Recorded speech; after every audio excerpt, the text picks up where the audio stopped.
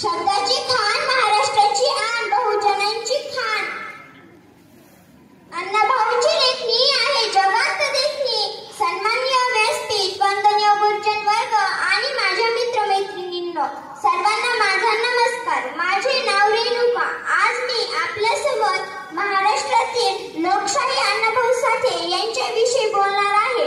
अण्णाभाऊ साठे हे एक थोर समाजसुधारक, लेखक, कादंबरीकार व शाहीर होते. त्यांचा जन्म 1 ऑगस्ट 1920 रोजी सांगली जिल्ह्यातील वाटेगाव येथे झाला. त्यांचे पूर्ण नाव तुकाराम भाऊराव साठे असे होते. त्यांच्या वडिलांचे नाव भाऊराव व आईचे नाव वालोबाई असे होते. जाती व्यवस्था, गरिबी आणि भेदभावामुळे त्यांना शिक्षण घेता आले नाही. केवळ 1.5 दिवसातच त्यांनी शाळा सोडली. पुढे जगण्यासाठी त्यांना खूप संघर्ष करावा लागला. अण्णाभाऊंची माझी महिना गावावर राहिली व मुंबईची लावणी या लावण्या खूप प्रसिद्ध आहेत. रशियात जाऊन शिवरायांचा पोवाडा गाणारे ते प्रथम लोकशाही होते.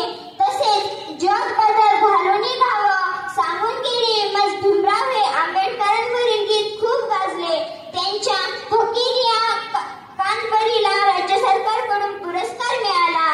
अखेर 18 जुलै 1969 रोजी त्यांनी या जगाचा निरोप घेतला.